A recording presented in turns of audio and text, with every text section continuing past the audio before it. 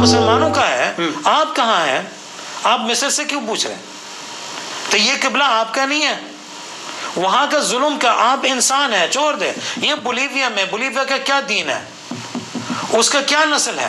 وہ بولیویا فلسطینین ہے, عرب ہے, کیوں جا کر اسرائیل کے ساتھ تعلقات ختم کیے؟ کیا وہ امیر ہے کہ اس کو یہ ٹریڈنگ یا اکانومی کی ضرورت نہیں ہے؟ کیا وہ امریکہ سے نہیں ڈرتے ہیں اس کے نیبر میں؟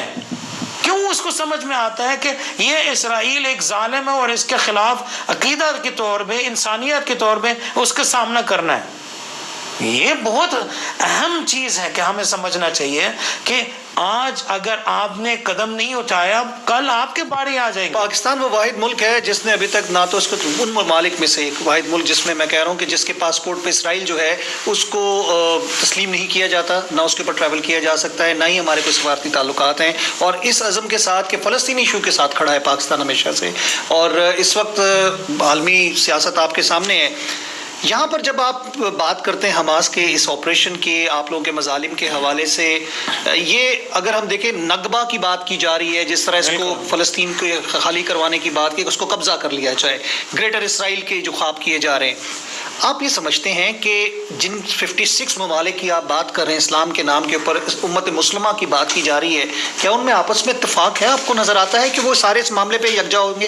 انفارچونیٹلی اگر آپ اپنے مفاد کے بارے میں بات کرنا چاہو گے, جیسا فار ایگزامپل کہ اکانومک تعلقات ہے, وہ کافی کامیابی کے کافی حد تک کے مطلب کامیابی دیکھنے میں آتے ہیں کہ جس طرح فار ایگزامپل ترکی اور ایران کے درمیان میں کہ اکانومک ریلیشنز کے بہت اچھے ہیں, اور ان کے لیول آف ٹریڈ تقریباً کے $21 بلین ہے.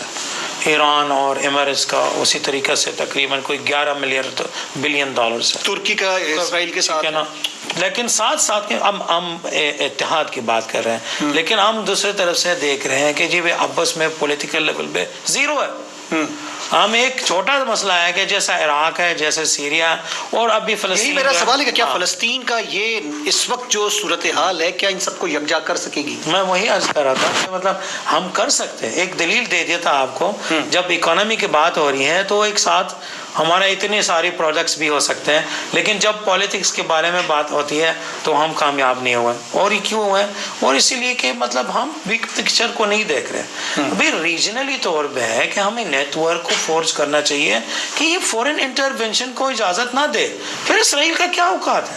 دیکھیں ابھی امریکہ کے اسی اب دیکھیں بائیڈن نے کل پرسوں جو ان کے بیانیہ آیا ہوا ہے, totally different from the last 2 months.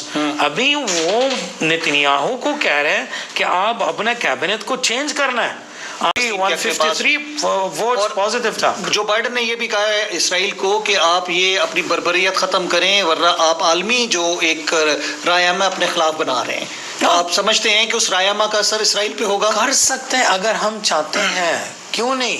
ہم عرض کیا آپ کا یہ 57 ممالک جو ہے نا وہ کوئی کم نہیں ہے. We are 2+ billions now, 1/5 of the world, rather اس سے زیادہ بھی ہوگا.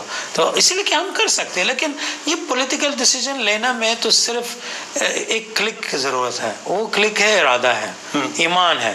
امریکہ ایک مائٹ نہیں ہے, امریکہ ختم ہو گیا. امریکہ اگرچہ کہ ابھی تک وہ سپر پاور ہے, لیکن اس کا ہیجمونی بالکل ختم ہو گیا. افغانی لوگ کو دیکھے, افغان لوگ کے اتنے کامیابی حاصل کی ہے امریکہ کو نکالنے میں. عراق نے, سیریا نے, پورے خطہ سے نکل چکا ہے. تو why shouldn't we apply a first step؟ یہ ہمیں صرف اور کرنا چاہیے نو کہنا, امریکہ کو نو کہنا کہ صرف, اور اس کے ہیجمونی ختم ہو گیا ہے. اس کے یہ ساری ہمارے عزت اور قرارداد, یہ ایک ارادہ کی ضرورت ہے کہ تاکہ کہ ہم ایک کراسنگ گراؤنڈ ہے. خالد صاحب اس وقت سب سے بڑی مسائل کی جو بات کی جائے, سب سے بڑی بات ان کی فوج اندر گھس چکی ہے. وہ ٹنلز کو ڈھونڈ رہے ہیں, کوئی 800 تو انہوں نے آئیڈینٹیفائی کیا ہے. یہ ٹنلز کا ایسا نیٹ ورک وہ کہتے ہیں کہ جیسے کہ کئی سالوں سے, کئی عرصے سے, بلکہ ایوب براک جو ان کے پہلے ہیڈ تھے اسرائیل کے, انہوں نے کہا یہ تو ہم نے بھی بنائی تھی اور ہم نے بنا کے چھوڑی تھی. تو یہ اتنا بڑی میکانزم اس کے پیچھے, جب آپ کہتے ہیں روٹی نہیں ہمارے پاس کھانے کے لیے, کھانا نہیں ملتا, پانی نہیں, ادویات نہیں, تو یہ ویپنری, یہ تمام سسٹم, یہ ٹیکنیکل نالج, ان کا تمام آئرن ڈوم کو ڈیفیٹ کرنا, یہ کہیں نہ کہیں سے تو سپورٹ کوئی کچھ سپلائی لائن تھی. دیکھیے پہلے تو ویپنری خاص طور پر میں یہ بات کروں گا. یہ بارک تو شفا ہاسپٹل کے بارے میں بات کر رہا تھا, وہ باقی ٹنلز کی بات نہیں کر رہا تھا, وہ ایک وہ ٹنل کے بارے میں بات کر رہا تھا تاکہ وہ مطلب انفارمیشن کے طور پہ ہم بات کریں. نہیں, انہوں نے یہ کہا کہ یہ اوور آل جو ٹنلز کا سسٹم تھا یہ ہم نے بنایا تھا, سابق کوئی زمانہ تھا جب ان کی جنگ تھی, بنایا تھا, تو جا کر پھر حماس کو گرفتار کریں. وہ کیوں نہیں کر سکے ابھی تک, وہ نہیں کر سکے.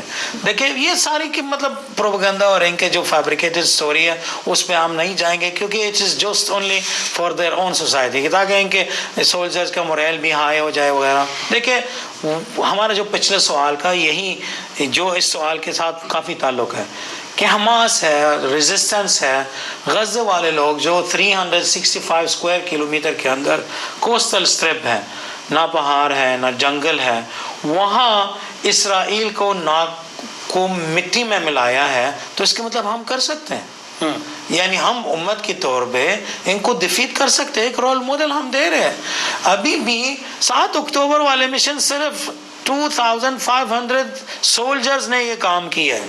ابھی القسام کے پاس کم از کم 40,000 سولجر موجود ہے, تیار ہے.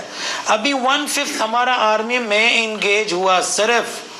اس کے علاوہ ہے کہ ہم اس کے ساتھ کے سامنے کر رہے ہیں. یہ جو قربانیاں ہم دے رہے ہیں یہ تو تاریخی نقطہ نظر سے عوام کو دینا پڑتا ہے, کیونکہ ہمارا جو ہم تو ایک کلاسیکل آرمیز کولیٹرل ڈیمیج کی بات کی جائے, یہ نہیں. دیکھیں آپ جس طرح کولیٹرل ڈیمیج کی بات کر رہے ہیں, میں بھی اگر آپ اجازت دیجئے, یہاں کنونشنل آرمیز نہیں ہے کہ جی مطلب ایک آرمی